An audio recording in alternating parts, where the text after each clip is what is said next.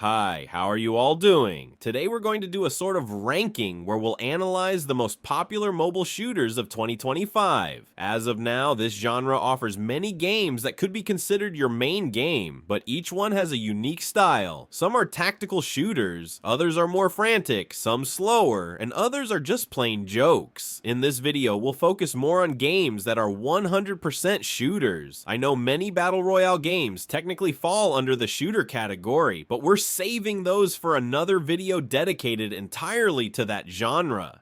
Some new games in this genre have arrived, like Delta Force, which recently launched, and others are still in a sort of limbo, like Valorant Mobile or Rainbow Six, which nobody knows when they'll be released. There are also games that people are unsure about, ones that have been around for a while, like Battle Prime or Combat Master, which we haven't covered in a long time. That said, welcome to this video where we'll try to answer, what is the best mobile shooter in 2025 based on your preferences? Let me warn you, some games you might not know have been shut down, like Payday, Crime Wars, Warzone Mobile, Hyperfront, and Star Wars Hunters. If you're subscribed to this channel, you'd know about all of them. So if you're not subscribed yet, what are you waiting for, my friend? Payday, for instance, was trash. It stained the reputation of the original franchise, so it's a good thing it was shut down. Star Wars Hunters was actually pretty good. It had great visuals and gameplay, but the lack of recognizable characters made new players lose interest. Hyperfront was mediocre and got sued for copying Valorant. They tried to revive it under another game, but it ended up closing too. And well, Warzone Mobile, we won't even go into that here because I'm sure everyone knows. Battle Prime.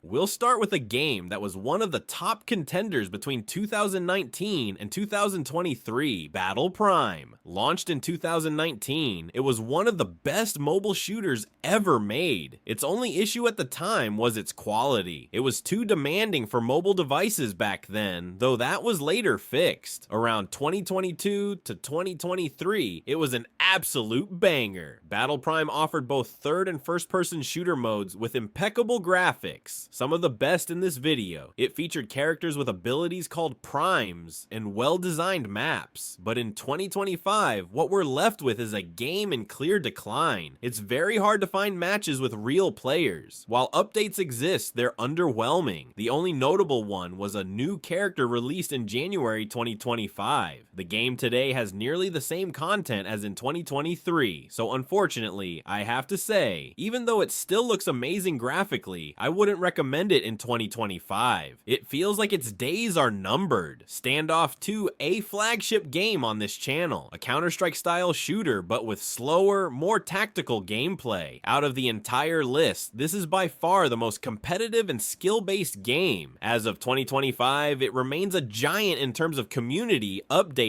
and activity. In recent years, they've even added a dedicated South American server in Chile for better ping. The only downside, the game's gone heavy into loot boxes and traditional skins have dropped in quality. Still, you can get them with minimal recharge, and it's the only game on the list with a community managed skin market. So yes, Standoff 2 is still going strong and in my opinion remains the most competitive shooter on the platform, but its style may not be the most fun for casual players. T3 Arena. T3 Arena was very interesting when it launched. A third-person shooter with fun gameplay, great characters, good graphics, and a solid community. But from 2023 onward, it's clearly gone downhill. Its popularity peaked around mid-2024, but has dropped sharply since. Forums on Reddit report extremely long wait times to find matches, even in regions with high player counts. Updates and patches are few and far between. It had its moment, but the game is clearly in decline. Combat Master, one of the biggest letdowns. A shooter that only had one real strength, its mobility and shooting feel. It was once a top candidate for best shooter, but over the years, things got worse. On Steam, it barely has over 1,000 active players, and on mobile, it's plagued by hackers. Even though the core mechanics still feel good, the game has gone nowhere. In my opinion, it's a failure that's barely hanging on. You can have some fun matches, but don't expect much long term.